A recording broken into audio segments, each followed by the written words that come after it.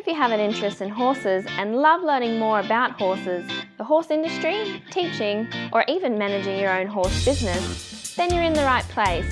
We would love you to join us on our mission, which is to improve the lives of horses around the world through the education of riders, handlers, and trainers. So get comfortable, listen in, and enjoy.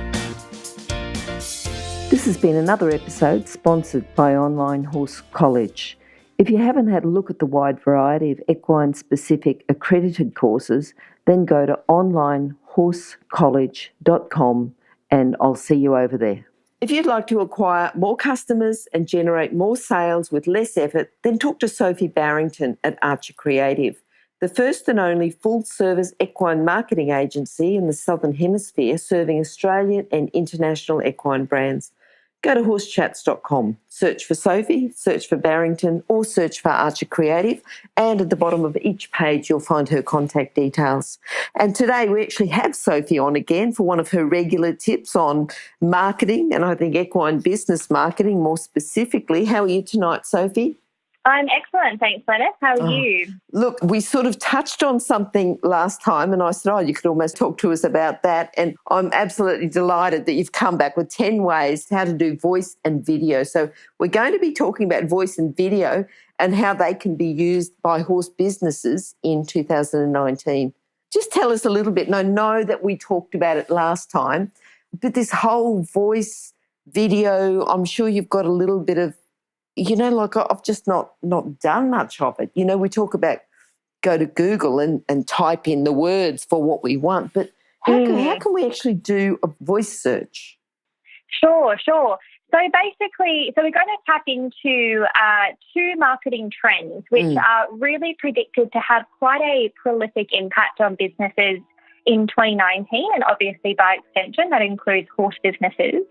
So voice search is a really interesting one. It is a growing type of search, but it's not necessarily familiar to a lot of people. So we'll go into a bit of detail on it this evening. So voice search is exactly what the phrase suggests. So rather than typing your search query into Google and other search engines using your keyboard, you actually talk into your speakers. So you can do this on your mobile phone. Yep. And you can do this on your desktop computer or any other mobile device as well, as long as your speakers are obviously connected. Mm-hmm. So marketers predict that we're in the midst of a voice search revolution, and it's not hard to see why.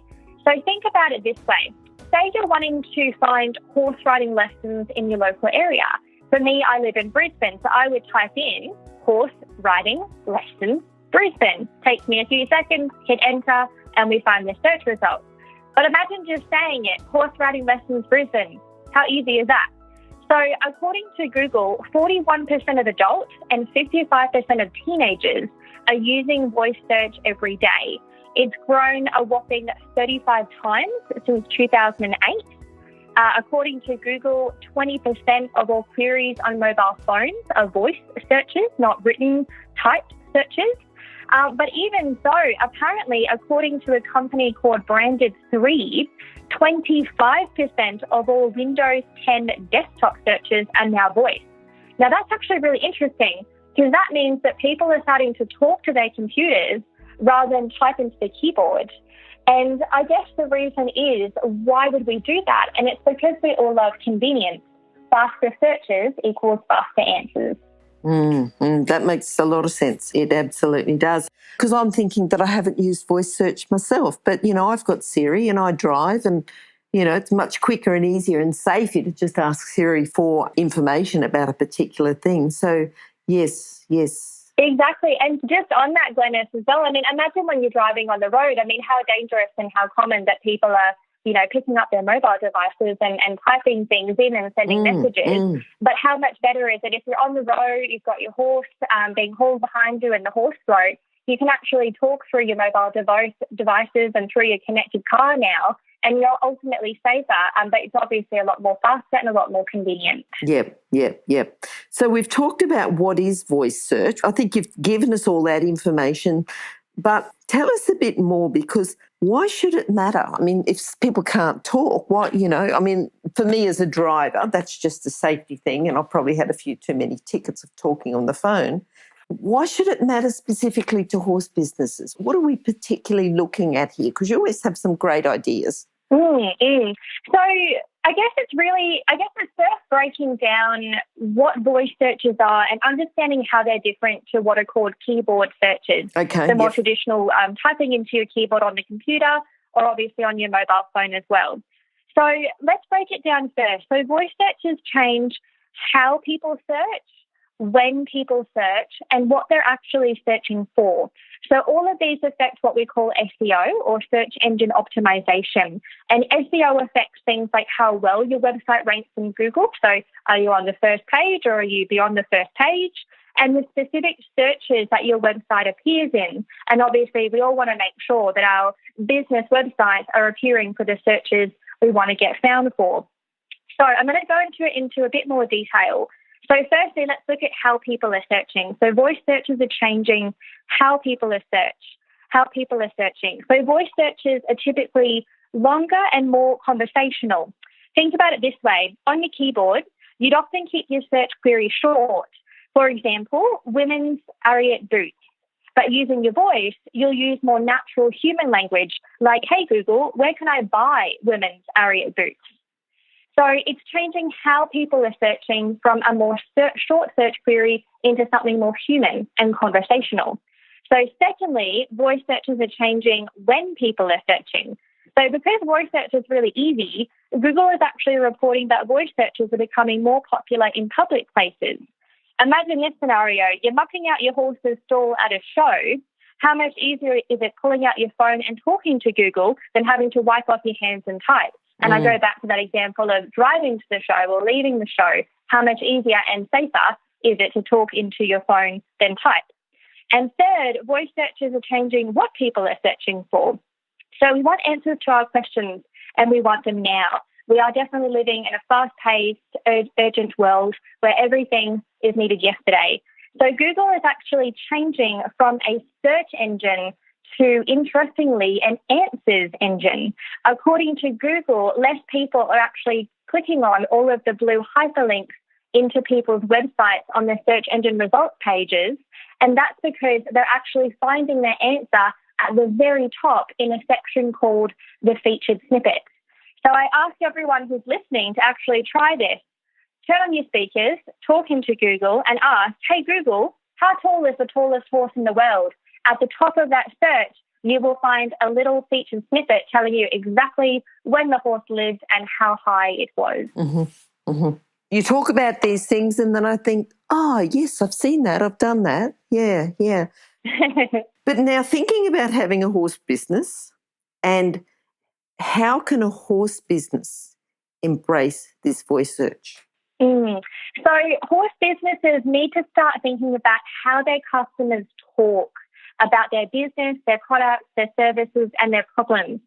So that human, natural language and really tapping into how people actually talk verbally as opposed to the old school idea of what they would type into Google.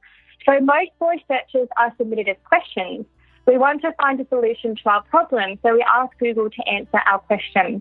So the content on your website and the attributes of what's called your on-page SEO, and these are all of the on-page tactics that you would implement throughout your website, like the title tags, the meta descriptions, all those little nooks and crannies where you can insert important keywords.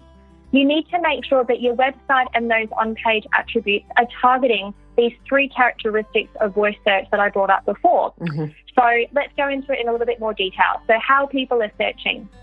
So Google Analytics and other voice search keyword tools can actually help you work out what words your customers are using to find products and services like yours. So you want to use Google Analytics and do some keyword research, not looking at the old-fashioned keywords, but really trying to work out what people are actually talking about, what they're actually saying into Google. So you want to use this more natural human language on your website to propel your ranking position. Secondly, when people are searching, interestingly, Google is reporting that near me searches have grown 130% year on year. So think about it when you are wanting to find even something as simple as a restaurant. You might say, Chinese restaurant near me. So that's the near me searches that I'm referring to. So a lot of voice searches are local searches. So this is really relevant for any horse business that has a physical location. It might be a riding school, it might be an equipment or a fashion outlet, or it might be some other type of business altogether that has a physical office or a physical storefront. So they want to really make sure that they claim their Google My Business listing so they appear really high on those local searches. And also incorporating the keywords near me in your on-page SEO is also going to help towards getting you found for those near me searches. And the last element, what people are searching for, the true top spot on Google is no longer ranking number one on the first page, but it's actually getting in that real sweet spot of that featured snippet, which isn't necessarily an easy thing to do. But a search engine optimized website combined with a healthy My Google listing that's full of positive reviews will definitely help horse businesses gain some ground. Just all this information. I just think, yeah, that makes sense. That makes sense. Now, we've talked a fair bit about this voice search. We've talked about what it is, how it even matters to horse business and how can horse businesses embrace it. But is there anything else we need to talk about within voice search, or can we get on to video marketing? And because I'm sure you've got a lot of information about that as well. I think we can get on to video marketing. It's just really making sure that horse businesses are thinking in a very different way. You've got to factor in the fact that people are still using keyboard searches, so don't forget about that. I mean, It might only be half of your customer base that's using voice, so you've got to remember the other half as well. So don't abandon those people, but certainly start to think and embrace how you can actually use voice search in your business, in your marketing. Right. Good. So if we talk about video marketing, can you just give us a bit of an outline, on what is video marketing? So again, like voice search, the name is pretty self-explanatory. It kind of gives it away. So video marketing is using video content to market your business, your products, your services. So video marketing kind of surged into popularity back in 2016. And since then, it's really continued to proliferate in terms of its popularity. So it's not just considered a marketing tool, but video marketing is actually now considered more of a marketing strategy. It's pretty crucial to how businesses should do their marketing. According to HubSpot, which is a major inbound marketing platform and has a very, very reputable blog on many topics related, above any other type of content, customers want to see more videos from brands. So videos don't just have to have entertainment factor, they can actually be capable of driving conversions and also retaining customers. So it means they're not just useful for marketers to get leads and bring new customers in, but you can actually also get your support teams to use videos to keep people informed, to help them use your services and your products, and obviously to make sure they stay happy. So videos have a couple of compelling stats that I can tell you about this evening. So videos for landing pages increase conversion rates by 80%. That's pretty compelling. Wow. And the mere mention of the word video, in subject lines increases open rates by 19%. Now it actually boosts click-through rates by 65%. So 80% and 65%, they're pretty good, but here's one that gets even better. HubSpot also says that 90% of customers are swayed by videos to buy. 90%. Wow. So we might want to all start thinking about using more videos. Wow. Yeah, I can see that. And it's, like I'm going to ask the next question about, how does this matter to horse businesses? It's sort of been so, like thinking about horse businesses and all you've got to do. Well, I'm sure it's not just about putting up a video. I'm sure there's got to be certain things that we've got to look at. But video really does make a difference, doesn't it? It definitely does. So this actually taps back into what we've talked about in recent podcasts and this idea of authenticity, which we went into a lot when we've talked about some recent marketing trends. So in 2018 and now obviously this year in 2019, there really is a trend towards the authentic emerging, and this is why video is really, really getting a lot of momentum, and I think it's only going to continue. So what we talked about last month is that customers are compelled by the raw and the vulnerable. Basically, they want to see who's behind the curtain, and videos are a really great way to pull back that curtain. But the wonderful thing is that it's actually really easy for even the smallest of horse businesses to actually now use video marketing. And here's why. Customers actually prefer lower quality video that appears more authentic over higher quality video that comes across as artificial. So we want authenticity, not artificiality. So now every business, even the smallest of the small ones, can actually create video content using smartphones and other handheld devices to capture the hearts and minds of their customers. And the return on investment on video marketing is also pretty extraordinary. So not only can videos generate measurable income when used strategically, of course, but they also build trust. And I believe if there's one thing that comes before making money, it's building trust with your customers. If you're an equestrian coach or a horse riding instructor, or even if you aspire to be one, have a look at the free video series for horse riding instructors on the Horse Chats website. Go there now, have a look, horsechats.com. You know, we've talked before about authenticity and trust, but specifically, how can a horse business embrace this video marketing in 2019? How can we do that? You know, give us some more ideas. You know, you've given us so much already, but I just need a little bit more to say, right, now we can go forward with this. Yep. Yeah, absolutely. So I'll start with a few tidbits on some of the benefits of video marketing, which will also give some of our listeners a few ideas. So videos are an SEO goldmine. So remember that little term I mentioned earlier, SEO? Now, YouTube, you might be a little bit surprised to know, is actually the biggest search engine in the world, and it's a video search engine. It's bigger than Google, but it just happens to be owned by Google now. So videos help you build backlinks to your website. They help you get likes and shares, and they utilize the key SEO tactics to improve search engine rankings. But a lot of the tactics that you'll find you need to implement on your website, you'll also actually often implement them on your videos, and it only will take you a couple of minutes once you learn the ropes. Videos also continue to dominate on social media, so you might want to start thinking about how you can use video for social. So videos outperform every other type of content on social media platforms. After watching a video, customers are 64 to 85% more likely to make a purchase. And things are really starting to heat up on social media to make sales through Facebook and Instagram. If you want some help, obviously just get in touch with us and we can help you out with that. Wow. And also, customers not only prefer to watch videos, obviously it's a bit more exciting than reading copious amount of text or listening to copious amounts of information, but they can actually retain information better because they have the visual impact.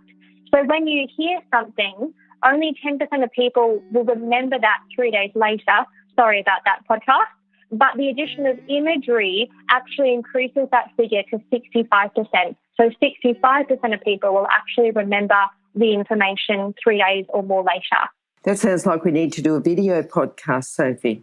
It does. I think what I love about the podcast format is I think it's fabulous because I love listening to podcasts. I think it's a really easy way to consume and digest information, especially when you're doing things. And I think we all want to be able to do more than one thing at any one point in time. So I think podcasts are fabulous. But I think also that something to think about with horse chats is, well, how can you use video to do a quick 30-second talk about a podcast, get people interested, and then send them onto the podcast. So you don't have to replace what you're doing. And I don't think that podcasts will ever disappear, but I hope not.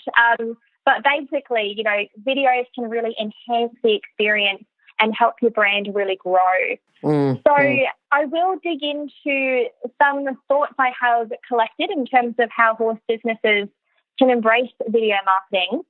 So, and it definitely can be done without breaking their budget. So a few formats that I would really encourage horse businesses to try out are company videos, customer testimonial videos, and how-to or demo videos.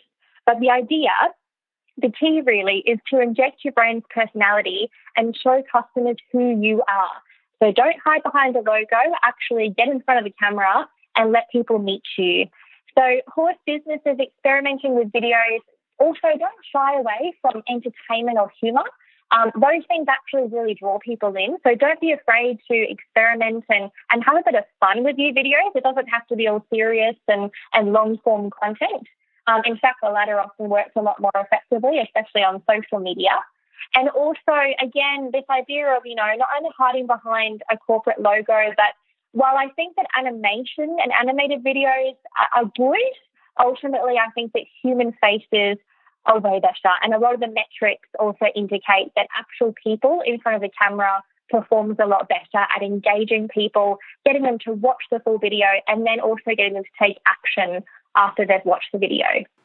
Just the background, the figures and the research that you do in preparation. I'm sure that a lot of horse businesses will appreciate this. Now, Sophie, I know that people can contact you to get more information if they want you to help them with it, to do it. But I also want to quickly talk about your ebook. Can you tell us about your ebook and how people can contact you to get a copy of this and what's included in your ebook? Yeah, absolutely. So my ebook is called How to Get Better Results from Your Marketing. It's a really simple format, just a PDF that I can shoot you on email. So basically it covers actually a bunch of podcasts that Glenys and I did in 2018. And some of these topics and the information contained within are still really, really relevant to horse businesses in 2019. So I definitely encourage people who are listening to contact me and grab a copy.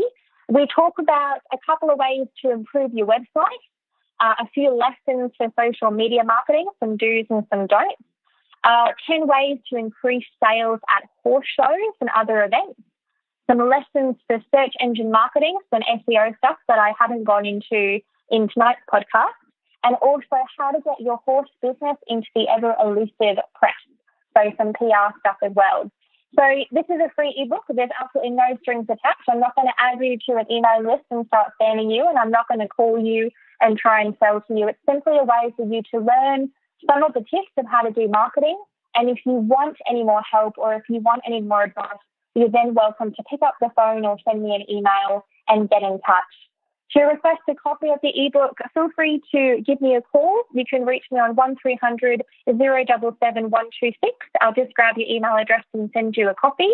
Or you're welcome to find Archer Creative on Facebook and send me a message, or search for Sophie Barrington on LinkedIn and send me a message there as well. If you do want to email, if that's your preference, just shoot me an email at sophie@archercreative.net.au and I will happily send you a copy. Oh, that's brilliant, Sophie. And I hope you got that too, that there's no charge for this. So Sophie's not trying to sell you something. She's trying to say, look, I've got this extra information. It's going to help horse businesses, and if we can make it a better industry, then that's absolutely brilliant, Sophie. Yeah, now your contact details, of course, they're going to be on the bottom of each page. And I think we're up to horsechats.com/Sophie Barrington 10 by now. You know, we've done quite a few different episodes, but I think if you just go to horsechats.com, search for Sophie, search for Barrington, or if you search for Archer Creative, you're going to find those details. And all your contact details are at the bottom of your page. But if people want to contact you directly, you've just given them that information. And I think we'll be back next month with another chat about some really good tips for horse business owners and how to increase their bottom line and get, more bang for their buck with their equine marketing. Perfect. Looking forward to it, Glenys. Can't wait till next month. You too. Bye-bye. Now, if you're still there, you probably know that I'm absolutely passionate about education within the horse industry. That's why I host this podcast. My other venture is Online Horse College.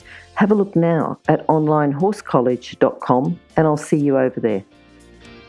Remember that our comments and instructions are general in nature and do not take into consideration your individual horses or your individual ability and circumstances.